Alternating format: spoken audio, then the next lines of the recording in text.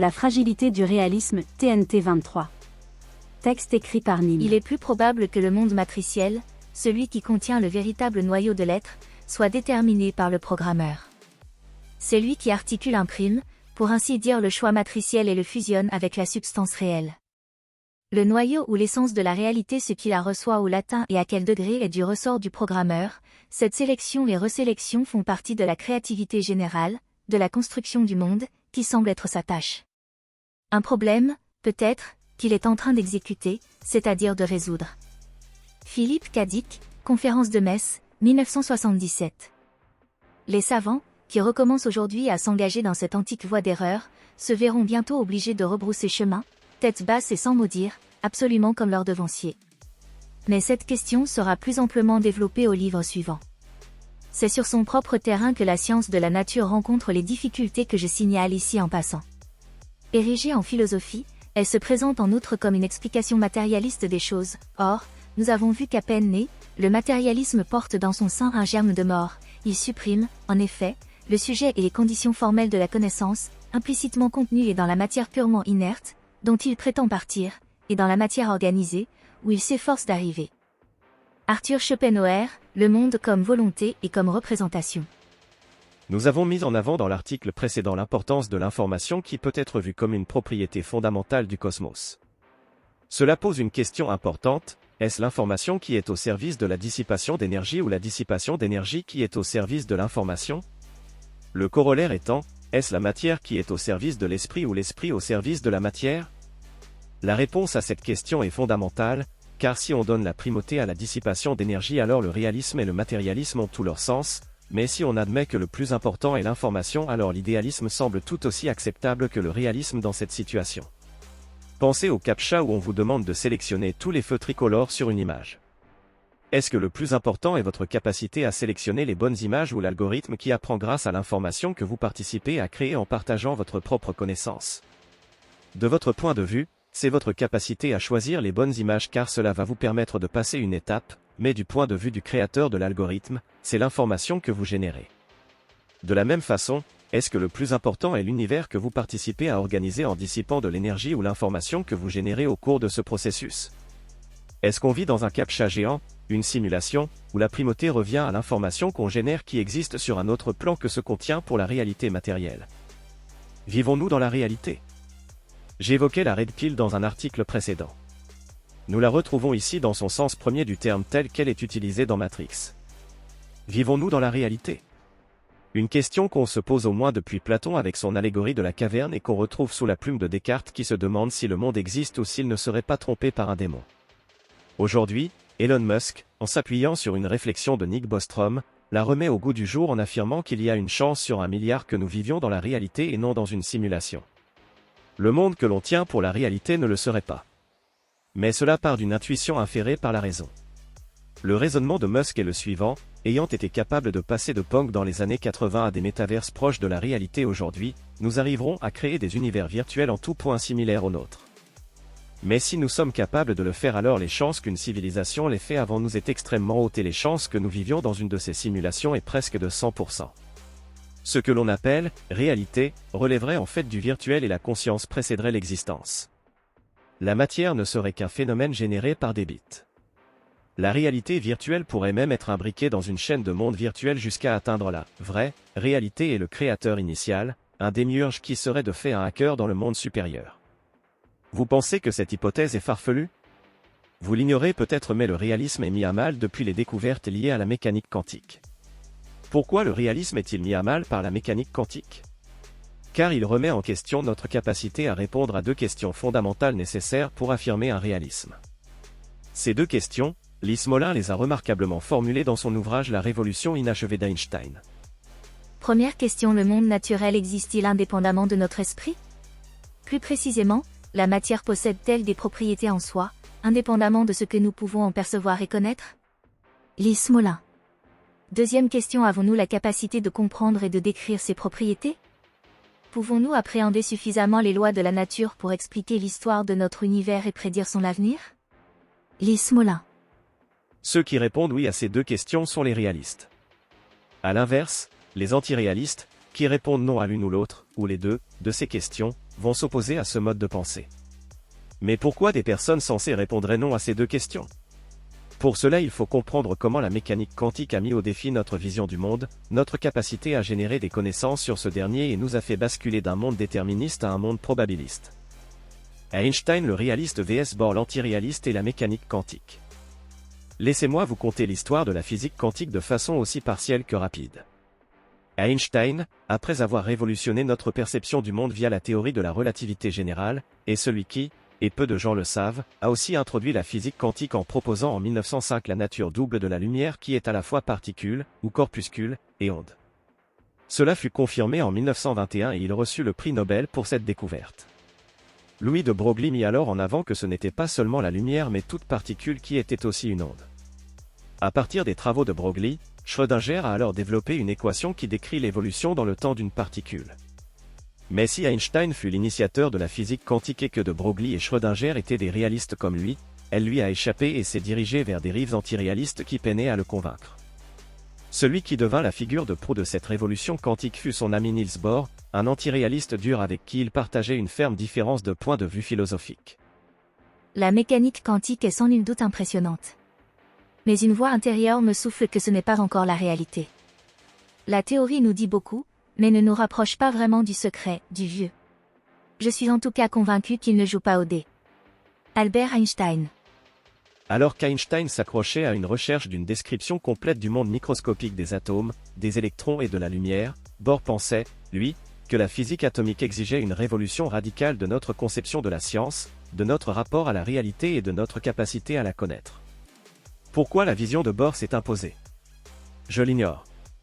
Peut-être parce qu'on aime les révolutions, peut-être que le danger du communisme matérialiste a aidé à soutenir une vision s'opposant au réalisme ou peut-être tout simplement que Bohr avait raison.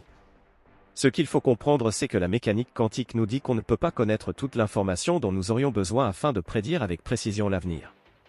Contrairement à ce qu'on appelle l'état classique, qui se réfère à la physique classique et suppose qu'on dispose de la totalité de l'information nécessaire permettant de prédire son avenir, l'état quantique démontre l'impasse de cette vision puisqu'il met en avant que, une particule de matière étant aussi dans le même temps une onde, on ne peut avoir que la moitié de cette information à la fois lorsqu'on l'observe et le mesure.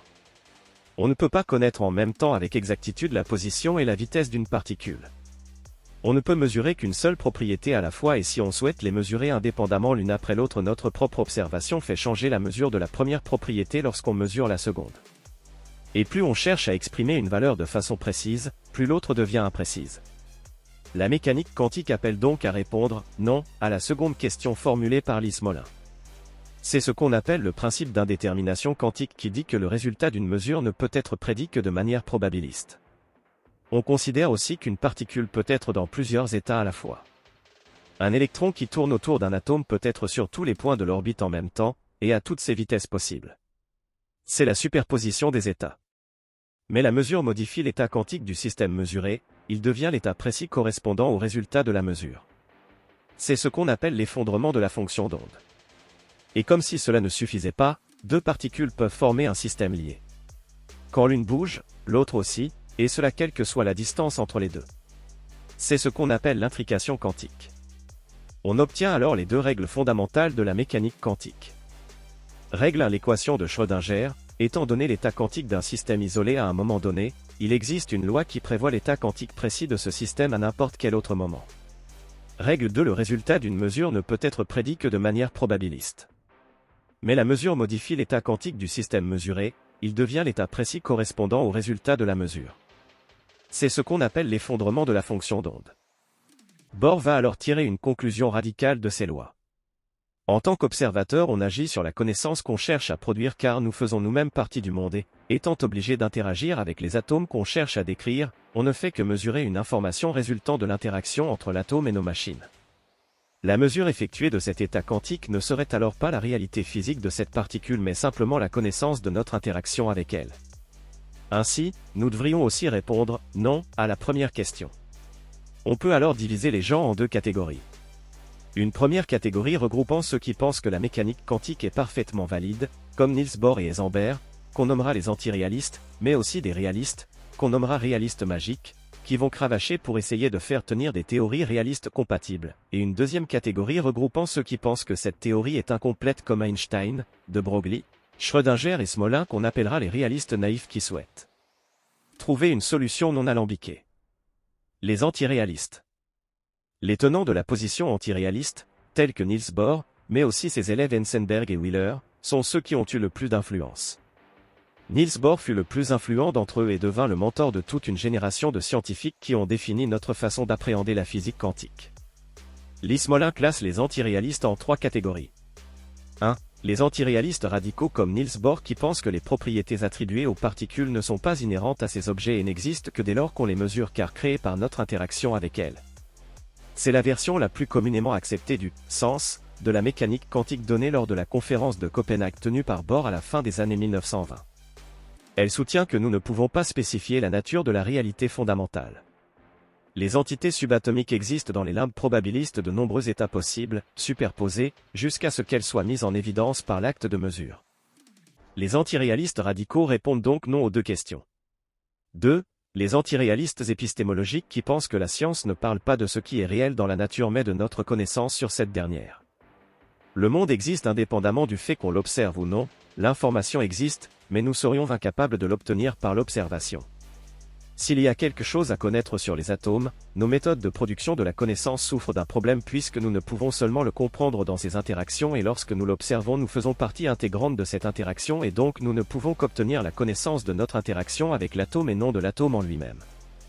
L'atome existerait bien en soi mais cette connaissance nous serait inaccessible. Il y aurait donc plus à connaître lorsque nous ne l'observons pas mais on ne peut pas le connaître sans l'observer. Pour imager cela, imaginez que vous êtes face à un ami qui semble pensif, vous n'avez aucune façon de savoir à quoi il pense et si vous lui demandez « À quoi tu penses ?», alors à ce moment précis il se met à penser à votre question et sa réponse sera « Je pense à ta question ». Et vous ne pourrez jamais savoir à quoi il pensait. D'où la supériorité qu'Aristote donne à la philosophie qui serait la seule façon de tenter de comprendre les choses de façon ontologique, au-delà de l'observation. Car l'observation ne nous permet pas d'obtenir toute l'information donc de connaître pleinement l'être d'une particule. 3. Les antiréalistes opérationnalistes, dont Heisenberg fait partie dans une certaine mesure, qui sont agnostiques quant à l'existence ou non d'une réalité fondamentale indépendante de nous mais pensent aussi que la mécanique quantique ne peut permettre de comprendre ce qu'est un atome en soi mais seulement ce qui se passe lorsqu'ils entrent en contact avec nos appareils de mesure. Les théories réalistes alternatives. Pourquoi la mécanique quantique marche au niveau micro mais pas au niveau macro ? La mécanique quantique défie notre bon sens. Elle devrait être valable universellement, or si on observe qu'elle marche sur des particules et, même sur des molécules, on est d'accord pour dire qu'un chat est soit vivant soit mort et non les deux à la fois et que s'il est à Paris il ne peut pas être à Berlin en même temps. Lorsque vous partez travailler le matin en laissant votre chaise à un endroit, vous ne vous attendez pas à potentiellement la retrouver chez le voisin en fonction de votre observation le soir. Un réaliste se demandera si l'état quantique représente quelque chose de réel. Lee Smolin, marchant dans les pas d'Einstein et soucieux de sauver le réalisme, aboutit alors aux questions suivantes. L'état quantique d'une particule correspond-il précisément à la réalité physique de cette particule ? Ou bien constitue-t-il seulement un outil pratique pour faire des prédictions ? Peut-être ne décrit-il pas la particule, mais seulement l'information que nous avons sur elle. En d'autres termes, est-ce qu'une particule est réellement à différentes positions et différentes vitesses en même temps jusqu'à ce qu'on l'observe ? Cela relève-t-il seulement de l'information probabilistique dont nous disposons sur elle ? Cela relève-t-il seulement dû au fait que ce soit à la fois une onde et une particule ? Mais la vraie question sous-jacente est, est-ce que la mécanique quantique est une théorie viable ou appelle-t-elle à être remplacée radicalement ? Il existe alors des théories alternatives à la mécanique quantique qui furent proposées très tôt et qui s'accordent avec une vision du monde réaliste. Elles souffrent cependant toutes de lacunes mais à leur corps défendant, elles furent délibérément ignorées pour certaines ce qui empêcha les chercheurs de se pencher dessus dans le but de les consolider. Lee Smolin en fait le tour et je vais vous les présenter succinctement ici. Les théories réalistes alternatives. Pourquoi la mécanique quantique marche au niveau micro mais pas au niveau macro ? La mécanique quantique défie notre bon sens. Elle devrait être valable universellement, or si on observe qu'elle marche sur des particules et, même sur des molécules, on est d'accord pour dire qu'un chat est soit vivant soit mort et non les deux à la fois et que s'il est à Paris il ne peut pas être à Berlin en même temps. Lorsque vous partez travailler le matin en laissant votre chaise à un endroit, vous ne vous attendez pas à potentiellement la retrouver chez le voisin en fonction de votre observation le soir. Un réaliste se demandera si l'état quantique représente quelque chose de réel. Lee Smolin, marchant dans les pas d'Einstein et soucieux de sauver le réalisme, aboutit alors aux questions suivantes. L'état quantique d'une particule correspond-il précisément à la réalité physique de cette particule ? Ou bien constitue-t-il seulement un outil pratique pour faire des prédictions? Peut-être ne décrit-il pas la particule, mais seulement l'information que nous avons sur elle. En d'autres termes, est-ce qu'une particule est réellement à différentes positions et différentes vitesses en même temps jusqu'à ce qu'on l'observe? Cela relève-t-il seulement de l'information probabilistique dont nous disposons sur elle? Cela relève-t-il seulement dû au fait que ce soit à la fois une onde et une particule? Mais la vraie question sous-jacente est-ce que la mécanique quantique est une théorie viable ou appelle-t-elle à être remplacée radicalement? Il existe alors des théories alternatives à la mécanique quantique qui furent proposées très tôt et qui s'accordent avec une vision du monde réaliste. Elles souffrent cependant toutes de lacunes, mais à leur corps défendant, elles furent délibérément ignorées pour certaines, ce qui empêcha les chercheurs de se pencher dessus dans le but de les consolider. Lee Smolin en fait le tour et je vais vous les présenter succinctement ici. Théorie de l'onde pilote de Broglie-Bohm. La première est nommée théorie de l'onde pilote, et fut défendue par Louis de Broglie dès 1927. Elle fut totalement passée sous silence, avant que David Bohm ne la reprenne à son compte en 1952 pour en faire la théorie qu'on connaît sous le nom de théorie de Broglie-Bohm.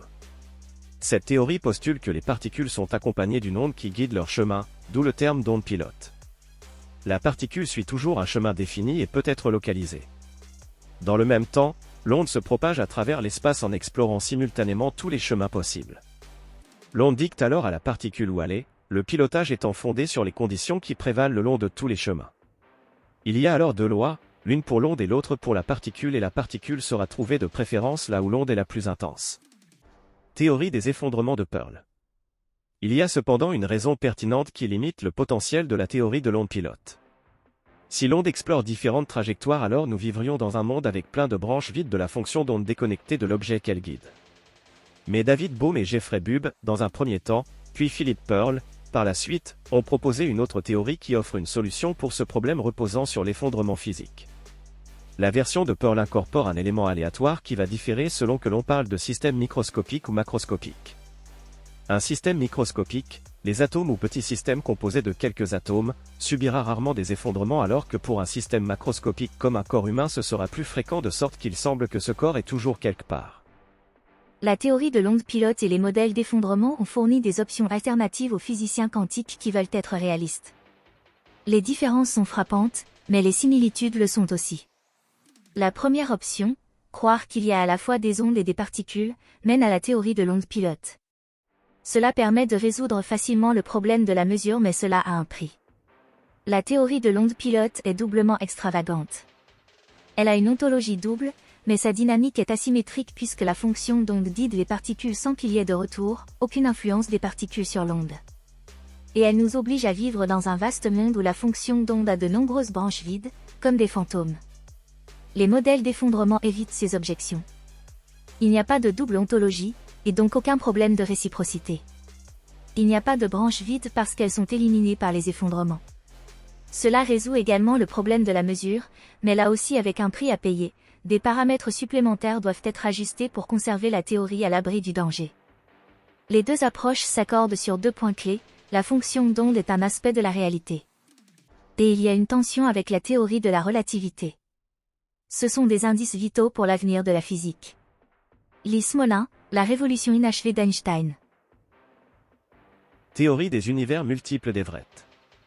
Il y a une autre théorie réaliste, que Smolin nomme « réaliste magique », que je vais évoquer rapidement. C'est la théorie des univers multiples formulée par Everett et qui reçut le soutien de John Wheeler et Bryce DeWitt. Il postule que chaque transition quantique qui a lieu dans chaque étoile, dans chaque galaxie, dans le moindre coin le plus reculé de l'univers, va scinder notre monde en une myriade de copies de lui-même. Chaque fois qu'une expérience avec différents résultats possibles est réalisée, l'univers se scinde en autant de nouveaux mondes et chacun de nous est également scindé, donnant de nouvelles versions de nous-mêmes. Le monde dans lequel nous vivons ne constitue qu'une partie de la réalité infiniment plus vaste, réellement infiniment plus vaste. Chaque seconde, dans la pièce où vous vous trouvez actuellement, des atomes entrent en collision les uns avec les autres. Le temps que vous lisiez cette phrase, vous seriez scindé en un nombre extrêmement élevé de copies. Ce dont nous avons besoin à ce stade, c'est de localiser, d'apporter comme preuve, quelqu'un qui a réussi d'une manière ou d'une autre, peu importe comment, vraiment à conserver des souvenirs d'un autre présent, des impressions latentes d'un monde alternatif, différent d'une manière significative de celui-ci, celui qui est à ce stade actualisé. Selon ma vision théorique, il s'agirait presque certainement de souvenirs d'un monde pire que celui-ci. En effet, Il n'est pas raisonnable que Dieu le programmeur et reprogrammeur substitue un monde pire en termes de liberté, de beauté, d'amour, d'ordre ou de santé selon toute norme que nous connaissons. Je suis sûr qu'en m'entendant dire cela, vous ne me croyez pas vraiment, ni même que je le crois moi-même. Mais c'est pourtant vrai. Je conserve des souvenirs de cet autre monde. Philippe Cadic, Conférence de Metz, 1977. Cela demande un degré de croyance énorme pour sauver le réalisme, et c'est pour moi le problème majeur, mais pas le seul. De plus, ceci donne une vision du monde très pessimiste qui peut conduire à l'inaction. Après tout, pourquoi agir et tenter de changer les choses si de toute façon toutes les possibilités existeront? À quoi bon combattre la famine puisque cette dernière continuera d'exister dans une autre branche? Si quel que soit le choix que je fais, il existe d'autres branches avec les autres choix, alors quel est l'intérêt de choisir en premier lieu? On comprendra cependant aisément pourquoi John Wheeler défend cette théorie, car elle s'accorde avec son hypothèse du hit from beat qu'il a développée et qui me semble tout à fait pertinente. Je reviendrai sur cette dernière ultérieurement. Théorie des décohérences de Dutch. À ce « réalisme magique », comme l'appelle Smolin, David Dutch et son équipe d'Oxford proposent une forme de « réalisme critique » qui repose sur ce qu'il appelle la « décohérence ». Les objets macroscopiques ne partagent pas les bizarreries qu'on observe sur les atomes dont ils sont pourtant composés.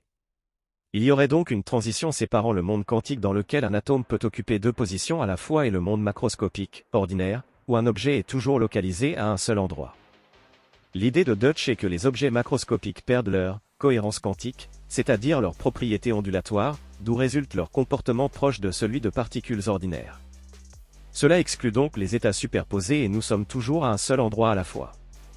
Cela a le mérite d'expliquer pourquoi la physique quantique marcherait sur l'infiniment petit et la relativité générale sur l'infiniment grand. La notion d'observateur est donc conservée, mais cela reste compatible avec le réalisme car ce rôle d'observateur n'est attribué qu'aux sous-systèmes qui décohèrent. Mais alors où se situe la transition? Cet audio vous a plu? Abonnez-vous à notre chaîne afin de recevoir tout notre contenu et soutenez-nous sur Tipeee, le lien est dans la description.